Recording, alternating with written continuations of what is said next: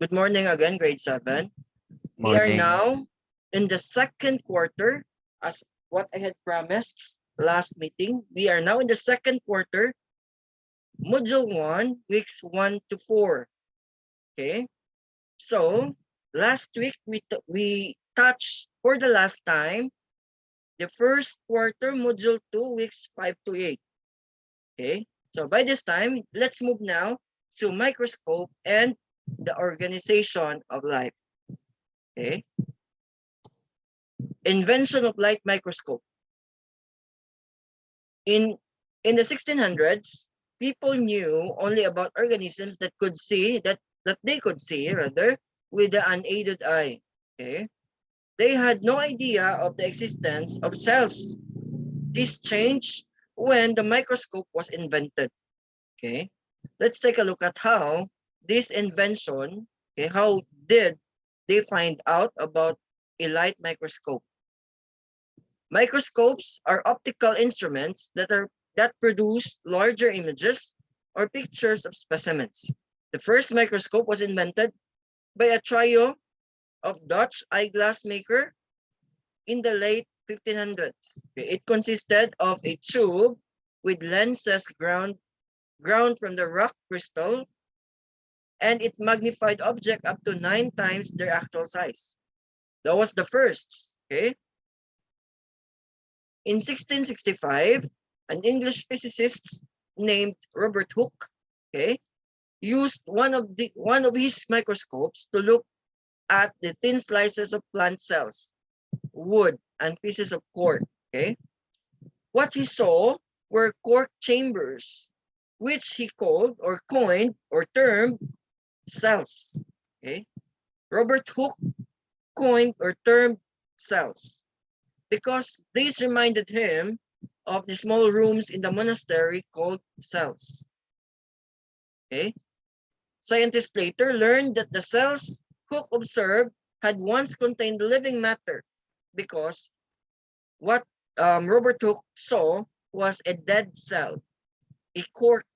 Okay, are you familiar with the cork? No. No. Okay, have you seen a bark of a tree? The covering of the bark of a tree? Yes. Okay, Yeah. some of these trees contain cork. Okay, the epidermis or epidermal line, okay, of that particular bark of the tree pushes the cork out, making it in the outer part as a protection.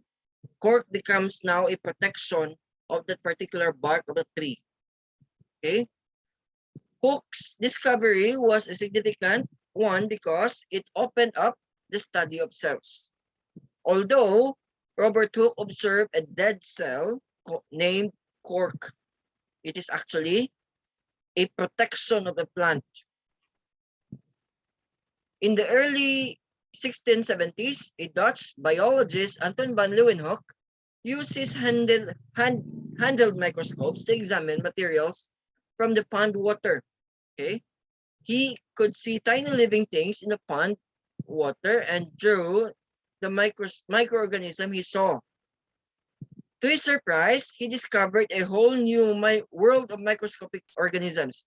The pond water, okay, that Anton van Leeuwenhoek observed contains a lot of microorganisms. Okay, the protists, amoeba, those are the microorganisms that live in the pond. Okay, that he actually observed. He think about a new world of microscopic organism because what he saw is a lot of microorganisms living together. It is an ecosystem. Okay, gradually, many biologists use the microscope as their to investigate or investigative tool. Okay, over the next 200 years, other scientists discovered cells found in plants and in animals. Until the 1950s, all readily available microscopes were light microscopes, the one we had in our laboratory, to view objects. However, if the object to be viewed is too large, it has to be sliced thinly to allow light to pass through it.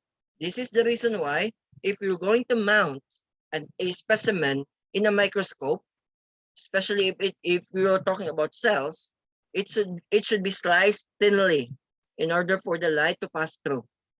I'm sorry to tell you that we cannot perform the laboratory as of the moment. But if we can actually have the laboratory, I will let you see how to prepare a specimen Excuse me, under the teacher. Do microscope. we have a microscope in the school? Yes, of course we have. We have a microscope in the school. We have also laboratory materials or apparatus in school. By the way, you didn't actually know that we have a microscope in our school No, ever since? Who had his I grade don't 6 remember. in our school? Me. Who else? You didn't try using microscope? No. Okay. It's okay, it's okay. We will have the microscopy if given a chance. Okay, if we can have the laboratory, I will let you handle the microscope. I will teach you how to use the microscope.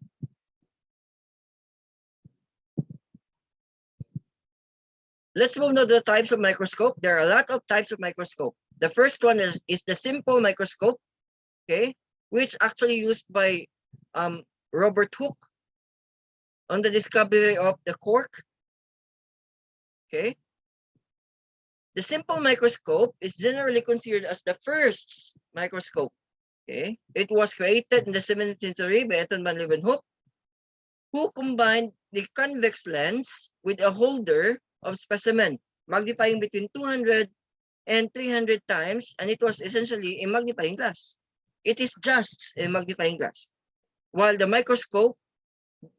microscope was simple, it was still powerful during that time, enough to provide Anton van Leeuwenhoek information about biological specimen, including the difference or in shapes between red blood cells. Today, simple microscopes are not used often.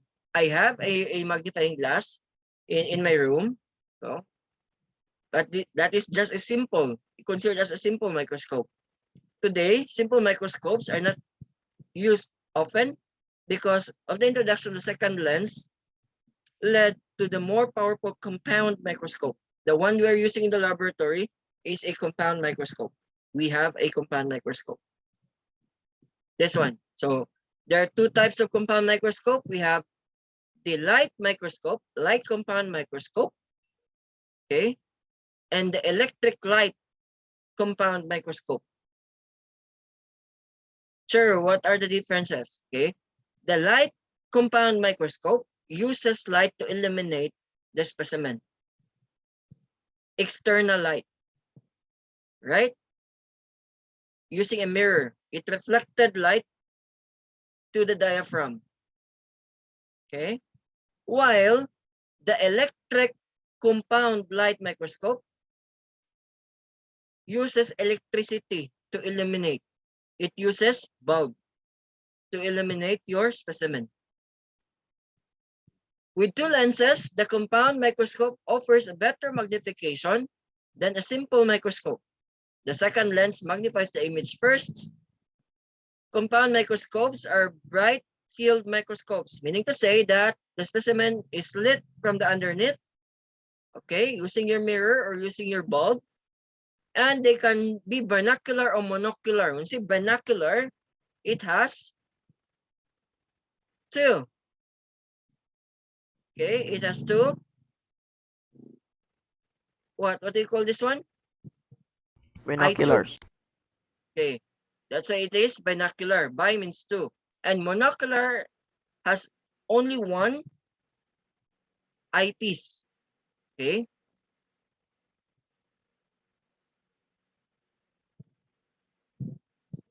These devices provide a magnification of 1,000 times, which is considered to be high, although the resolution is low. Okay. This high magnification, however, allows users to take a close look at the objects too small to be seen with the naked eye, okay, including individual cells. Specimens are usually small and have some degree of transparency. Yes, since it has a degree of transparency, what we usually do is we usually stained the specimen in order for us to view that particular specimen. Because the compound microscopes are relatively expensive yet useful, they are used everywhere from research labs to high school biology classrooms. That's why we have a microscope in school. Let's move now to stereo microscope. Okay, what's with the stereo microscope? Okay, a stereo microscope is also called a dissecting microscope. Provides a magnification up to 300 times. These binocular microscope are used to look at opaque objects or objects that are too large to be viewed with a compound microscope, since they do not require a slide preparation. Although their magnification is relatively low, but they still are useful. Where can you observe this? Have you seen this microscope? No. No. Never did. You didn't observe this one? How about in the repair shops? No. And I never I went to haven't seen a repair shop. microscope yet. Okay. So this one, you can actually observe this one sometimes on the repair shops. The one that repair cell phones, laptops. We usually use this one to see those parts, okay, the smaller parts. We cannot use a light microscope in those parts. Why? Because they are just too large to be seen on a light microscope.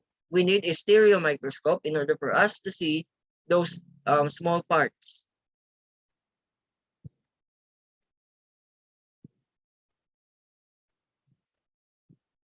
Okay, let's move forward. They provide a close-up 3D view of object surface textures, and they allow the operator to manipulate object during viewing. So we can actually move.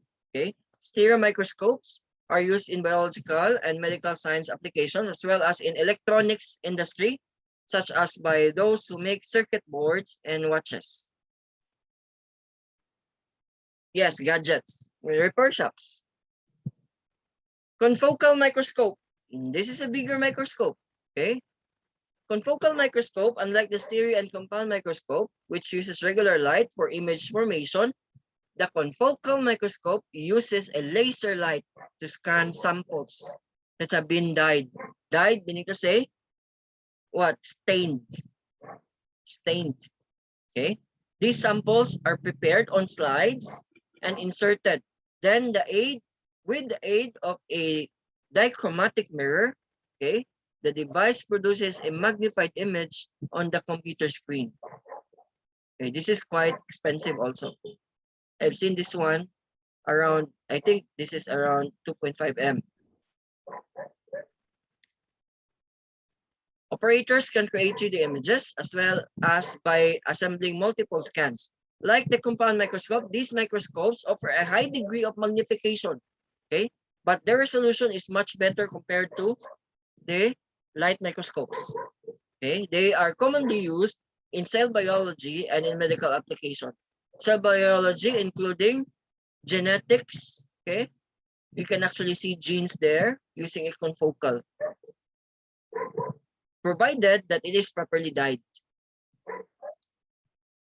Scanning electron microscope, okay, or SEM. What's with the SEM? Scanning electron microscope, or SEM, uses electrons rather than light, okay? It uses electrons. So meaning to say that instead of using a light source, we use electrons to view samples, okay? For image formation, samples are scanned in the vacuum or near vacuum conditions. When we say vacuum, there is no medium of what? There is no medium of transportation. No air, no wind, no light. Okay, that's a vacuum. So they must be specifically prepared for the first undergoing dehydration. Okay, the specimen should be dehydrated in the first place and then being coated with a thin layer of conducive materials such as gold. So this is much expensive. After the item is being prepared and placed in the chamber, okay, the SEM produces a 3D black and white image on a computer screen, offering ample control over the amount of magnification. SEMs are used by researchers in physical, medical, and biological sciences to examine range of specimens from insects to bones, and of course, microscopic organisms. Okay, we use SEM in microscopic organisms also. The sixth one is the transmission electron microscope. Okay, transmission electron microscope, or TEM. The other one is SEM, this one, the scanning electron microscope. The next one is the transmission TEM, transmission electron microscope. Okay, this is much larger than the SEM. What are the differences? Let's take a look at this. Like the scanning electron microscope, the transmission electron microscope, or TEM, uses electrons in creating magnified image and samples, same as the SEM. Scan in a vacuum, so they must be specially prepared. Okay, same. Okay. Unlike SEM, however, TEM uses a slide preparation to obtain 2D view of specimen, two-dimensional. So it is more suited in viewing objects with some degree of transparency. Okay, TEM offers a high degree of both magnification and resolution, making it useful in physical and biological sciences, or metallurgy, or metallurgy. Metallurgy is the study of metals. Okay, nanotechnology. Okay, later on, the scientists will actually create nanobots out of this. Nanotechnology and forensic analysis. But this is, again, quite too expensive. I already saw this also, and it's quite big.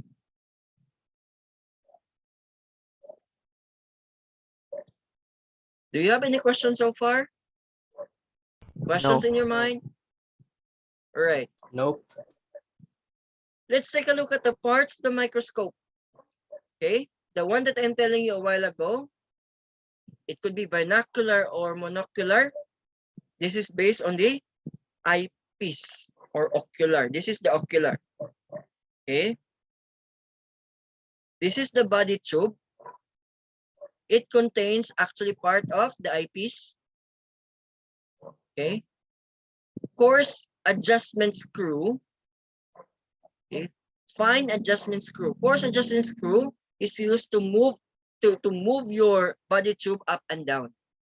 Fine adjustment screw is to focus on the specimen.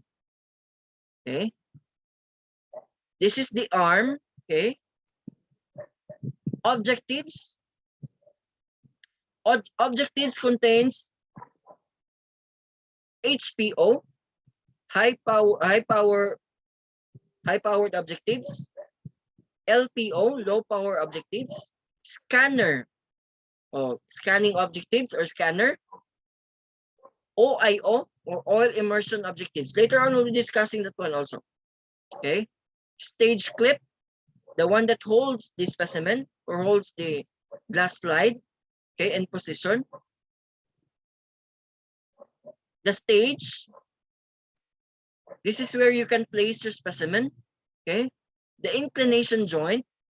Okay, which you can actually tilt your microscope. This is the mirror that illuminates your specimen. Okay, it contains concave and convex lenses or mirrors. The diaphragm, below the stage, you can actually see the diaphragm, which controls the light. Okay, it controls the light from the mirror and from your bulb. Okay, the base. Okay, this is actually one who holds everything. Okay, who holds the microscope in place, right? These are just the basic parts of the microscope, right? Let's take a look at the different functions of these parts. Okay. The eyepiece or ocular, this is where you look through the view or to view the objects in place on the stage. Okay. Body tube. Okay, this supports the eyepiece and the lenses. Oh, by the way, before I forgot, the revolving nose piece, by the way. Okay. If you can see, the revolving nose piece looks like a switch. Okay. The revolving nose piece looks like a switch. This part is movable. You can actually turn it on clockwise or counterclockwise direction of a particular lens that you want to use. Okay. It could be low power times 10, high power times 40 times, or a scanner which is 4 times. Okay. Going back, body tube. This supports the eyepiece and the lenses. Okay. Coarse adjustment knob or screw. This knob is for larger focusing, or it actually moves your body tube up and down. Fine adjustment knob. This knob is for precision focusing. Okay. Revolving nose piece. This is the revolving section that carries the objectives. Okay. The one that you can actually switch. Objectives. Take note. There are 3 to 4 lenses. Okay. The scanner, objectives, OIO or oil immersion objectives, LPO or low power objectives, or HPO or high power objectives. Sure, what are the differences? Okay, the differences are the scanner is used if you want to scan the entire specimen. Okay, OIO is oil immersion, meaning to say that you need to use oil because the magnification here is 100 times. Okay, LPO or low power objectives, you can actually use low power objectives if you want to see a particular cell with its component or with its nearby cell. Okay, but if you want to see a cell in a closer look, you can actually use high power objectives and OIO. It's hard for us to discuss about the magnification simply because we cannot have the laboratory. But if we can have the laboratory, I will let you use all of those lenses. Okay. The arm, this is the basic frame to which the base and the body and stage are attached. Stage, this is the one supports the microscope slides. Okay. Stage clips. This holds the slides in place. Okay. What else? Inclination joint. This is the area wherein you can actually tilt your microscope, the tilting part of a microscope. Okay. The diaphragm. This is a wheel-shaped device that regulates the amount of light passing through the specimen. Right? Mirror. Okay. It reflects light to the lens of the microscope. Or, aside from that, we can also use a bulb to illuminate light to your specimen. And the base, for the last but not the least, this supports the microscope, the entire microscope. Right? I think we had discussed a lot about microscopes.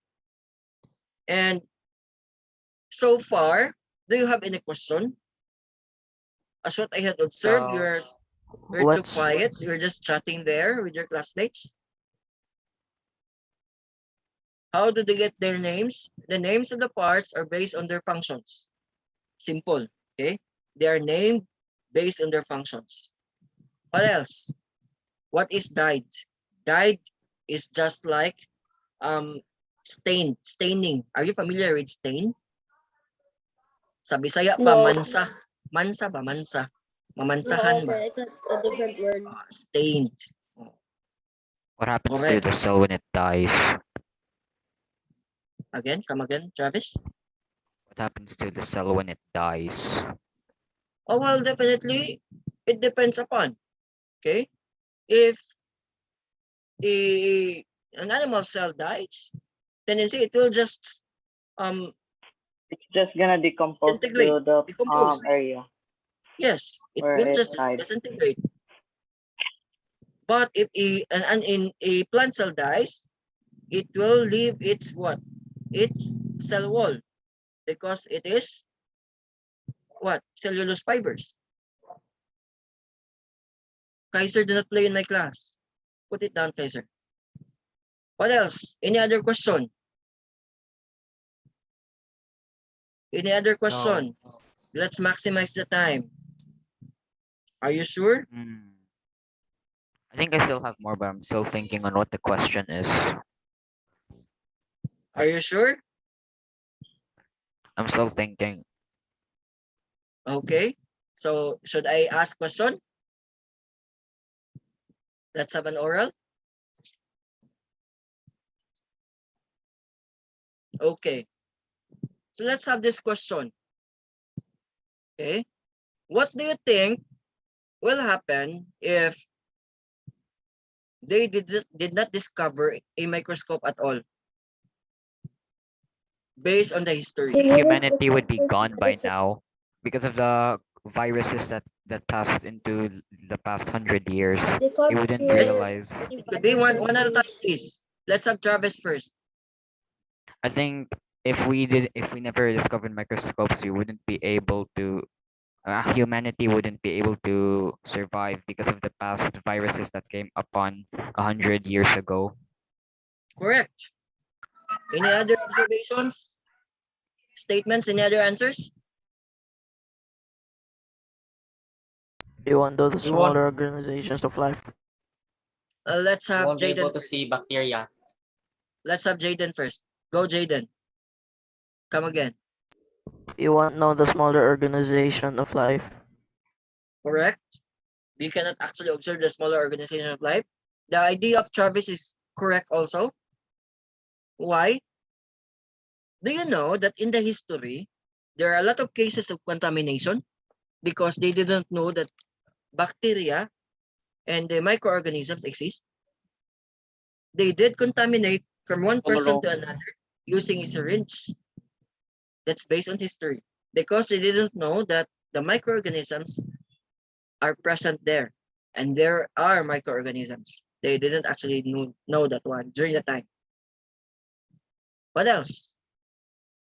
RJ? We won't be able to see bacteria and cells. Come again? Like we won't be able to see bacteria and cells. Oh, correct. We cannot actually, or we won't able to see bacteria and cells. What else? Diseases will be more common. Diseases will be more common, and there are no cures for some of those diseases. Higher Yep. mortality rate. Higher mortality rate. Correct. Do you know If that the COVID-19 vaccines are generated or created through the microscopy? the what? Do you know that the vaccines now that we are using are created through the vaccine? Are created through the microscopy? This high-powered microscope? Damn. It is actually created through microscopy. Why? Because these are mRNA based. We cannot see mRNA or messenger RNA in our naked eye. Okay? We can only observe them in high-powered microscopes, just like the TEM and SEM. So they are created through this, because these are spike proteins from the virus. You cannot isolate the virus unless we have high-powered microscopes. Okay. Yes, vaccines are created through this microscopy, through these microscopes. What else?